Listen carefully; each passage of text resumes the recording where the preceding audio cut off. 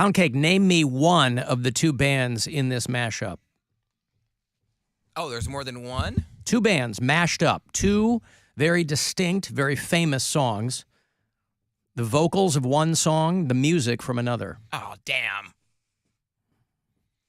Again, I just like knowing where your brain goes. You won't get them, but I like knowing where your brain goes.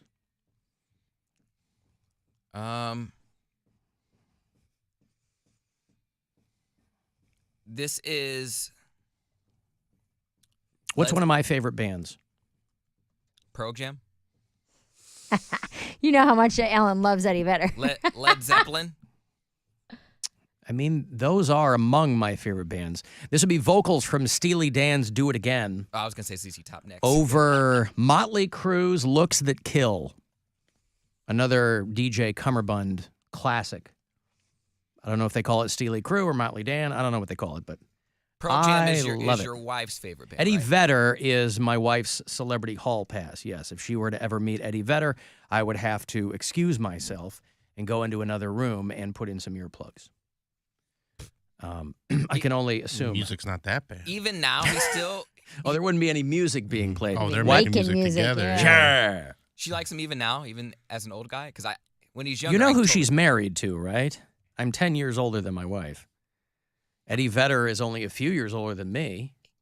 He's probably, I don't think he's 60 yet. Eddie Vedder is... He's 58. 5'7" is his height, not his age. He is... he's little. I know. Yeah, he just turned 58 Damn, when he's... at Christmas. When he's young, ooh. Even now, Eddie Vedder's not a bad-looking guy. But especially when he looked like the typical rock star when... Yeah, but everybody does when they're 23 years old. Oh, my goodness. I mean, the fact that he's still out there doing what he does at 58 And is that's very impressive. He probably didn't do that many drugs. Eddie Vedder? I don't know about that. Don't know. Eddie Vedder is one of those people I'm surprised I've never met. Just because I've been doing this for so long and I've met so many people. I've never met Eddie Vedder. And he's like a hometown boy. I just don't know how we haven't crossed paths. Is that but something you would tell him when you meet him? Like, hey, you know you're my wife's celebrity hall pass? I don't know if I would say that because I imagine he's probably a lot of wives' hall pass, especially people from that era. But, yeah, I don't know. Anywho, there it is. Here's Seth Meyers on his show last night.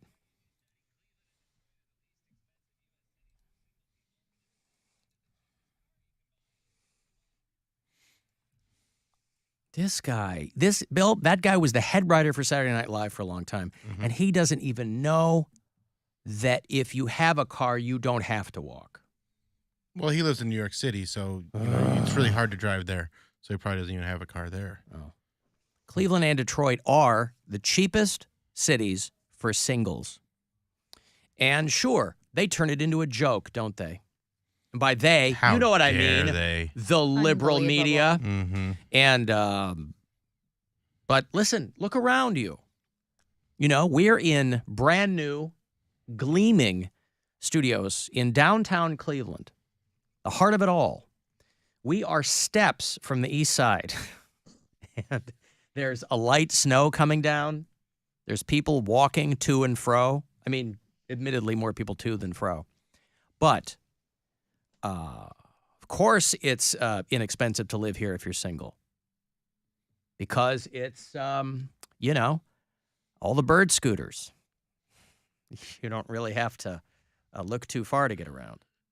That's why when we have these conversations about Poundcake, getting a gig and going to a Des Moines or an Omaha, those aren't going to be expensive places to live either. But I'm a very simple guy. All I need is, I don't even care if I have an apartment. I'd be okay with like an efficiency or a That's studio. what I'm I saying. don't care. This is the time to do that. My very first apartment was a big room with a toilet in the closet. I slept on an air mattress. How much was your rent? $350 a month. Oh, In a terrible neighborhood in Chicago. My first $350, wow. my first apartment was an efficiency in Tremont, $230 a month. that's crazy. In 2006. That was my college rent. Or 2005, I think I moved in there. It wasn't my first apartment, but my garden apartment, my one you had to enter through the boiler room. That one was only 500, and that was just a couple years ago. Like you guys are talking, 10, 15, 30 years 30 ago for years me, ago. yeah. For me, that was 2018. I had a $500 apartment That's pretty good in the though. ground. Yeah. And you lived in like Rocky River, so it wasn't like a bad neighborhood. No, it wasn't a bad No, it was neighborhood great. at all. It was just, sometimes far you as- don't have water. That's As all. far as neighborhood boiler rooms go, it was really nice. Right. It was among the nicest. If you're gonna Freddy Krueger cosplay, I recommend doing it in Rocky River, Ohio. I think my divorce apartment, which had a view of the park, I was on the 5th or 6th floor, I think, maybe 7th. I don't remember, but it had a nice view of the park over there, like just on the other side of where your apartment was, Mary, and that was like $575 at that time. So. That's so funny because my divorce apartment had a nice view of the park. Ing lot. Ah. Get it? Because I looked out my window. Put Cars. up Yeah. a parking lot. Just cars. Pave a paradise. I was looking down on the metro parks. It was actually quite scenic. Love You know a good what? view. Love a good view. And that's one thing I don't care for with you. Is you do look down on the metro parks, don't you? Here I we've do, got these yeah. beautiful, Quite literally. internationally renowned parks. They call it the Pearl Necklace of Ohio. Close. Bill's too good for him. He's too good for him. He's looking down on the metro parks. He's like, metro parks. More like metro sucks. The rest of us are out there hiking, enjoying nature. No, not this guy. Hey, I spit on trees. Me too. Right? Yeah, hashtag me too, Poundcake says. He's a tree spitter too. I like that apartment. It was a nice, inexpensive apartment. The girl that I gave my apartment to was at your show at High and Dry last night. So my apartment in the sky. And that was like the first thing I asked her. I haven't seen her in a while. And I was like, oh my God, how's my apartment? She was like, How's my apartment? It's good. It's not yours. You don't I live there. Right. Ah, man. Would you carve your name in the boiler? Right. Yeah, right. No, this is the apartment in the sky, the third Oh, in floor the sky. apartment. Oh. Yeah, the 2-bedroom. Did I you do leave miss her that. your assets, or did you take your assets with you? I asked her, I was like, do you need any stuff? Like, here's the stuff that I have. And she's like, I don't really need it. I think I left her like a Christmas tree or something in the storage area. Mm-hmm. I mean, you didn't really leave it for her. You just left it. Well, I asked her, I was like, you need a Christmas tree? She's like, yeah. Yes, There I do. could've- I'll be spending a lot of single Christmases. There could have been a more appropriate, like that's like your come up apartment, and hopefully she gets her stuff Well, that's together. what I was telling her last night. I was like, this is a very, like, I care about this apartment a lot. I had a lot of transformations here. I got sober. I fell You in got love. sober in the basement, right? I got sober in the basement, but I moved upstairs shortly after. Right To to the sky. the sky. I fell in love I there. was just glad I didn't have to help you move out of there. No, you did. You paid for them. Oh, yeah, that's we right. did. I We did. We did. Yeah, we did. That You was her guys Christmas did present. help me Yeah. pay. We So paid for much- her to move. I'm so much better at Christmas presents and birthday presents than all of you guys. You specifically asked for money. I Yeah. said, Bill, what would you like? And you said money. A lot more money would have been cooler, though. Yeah, he did actually. I haggled. He said 75. I said 50. And then me and Alan Listen, matched it. well, that's the thing. You got screwed by Poundcake because he mentioned it, and I go, all right, there it is. Well, no, Because I'm a terrible gift giver. I never have any ideas. So if somebody else goes, Bill goes, hey, let's go in and pay for Mary's moving. I go, done. I'm more than happy with it. I'm just busting balls. I'm it happy was to worth have mentioning anything. because Bill has gotten me great gifts in the past. I think one of the times we didn't even have. All right, the heck? I'll take it. You gifted me that? No, Just sorry. throwing it at me. Throwing stuff around. Alan didn't even get me a present for my birthday. When was your birthday? November 25th. No, I probably didn't. You didn't. No. Bill has showed up to my We house. were gone, weren't we? It Nope. was Bill- Thanksgiving Bill week. gave me we were gone that day. Bill gave me my gift early. Cody Venmo'd me. I guess not. Were you All- gone? Well, all you gave me was a stupid job. The heck? You gave me a responsibility. What's that about? All you did was put something else on my plate, dummy. Sorry. Gotta eat all this food now? God. Sorry. Thanks for the comma in my bank account, I guess. You could Unreal. tell the type of friend. I always assume I'm doing someone a favor by not giving them a gift. How? I'm a terrible gift giver. I would rather take the slings and arrows of somebody going, Alan didn't even do it. I go, I know. Than handing listen, my wife's harmonica is burned in my brain forever. So those kinds of things, right? The person I love the most in the world, I cannot manage. Once in a while, accidentally, I will hit a bullseye with my wife. But she knows this. She accepts this about me. But I'm so envious of people who just have a sixth sense for gifts. I think Bill's one of those people. And I'm not somebody who's not listening. You can pick up a lot by just hearing people talk. Just listen to people. You just listen to the wrong thing. And I'll sock something away in my brain and I'll go, that. Because if it's like a tiny aside and then months later you get them something, they go, oh my God, this is amazing. It's just from some dumb little thing you heard, but you can't count on that. Some people have a real sixth sense for gift giving. I am not one of those people. I was not raised with empathy. I don't have any kind of when you sense say of... this, I was not raised with empathy. I'd never understand what you're talking about. You have very kind parents, and like they're great, but I'm not saying empathy, I'm not saying they're not kind. But you I was also, not raised with empathy. But even if you weren't raised with empathy, you haven't been raised for 30 plus years. No, but those formative years are where you learn it's kind of what you're formed is with what your values are going to be, what you find important, what you carry with you. So since then, you haven't found empathy something that you want to work on? I have been working on it my whole life. Oh, sure, harder. I'm arguably work harder. Although I'm arguably the most empathetic I've ever been. Yeah, most humble. But that was not that does nothing to negate the fact that it's not something I was raised with. Or that it doesn't come naturally. We were raised under the. And I love my parents. My parents are great, but we were raised very much in a. Listen, if you grew up Catholic, you know what I'm talking about. The world is going to push you in the ground. Don't just do what you got to do to get, not stepping on other people, but just like keep your head down, do the work, blah, blah, blah. You can't count on other people, that kind of thing. It was my parents preparing us for adulthood. Gwen and I laugh about it all the time. We'll talk to my daughter, and she'll be like, well, your dad was 40 when he was in kindergarten. He's made a career out of being a child. That's just the way that I've inverted that whole thing. But yes, we were basically raised to be grown people when we were children. All right. So that's what I mean when I say that. But again, to me, that's kind of part and parcel of people who just have that kind of empathetic, sympathetic gene where they go, you know what, I bet this person would really like.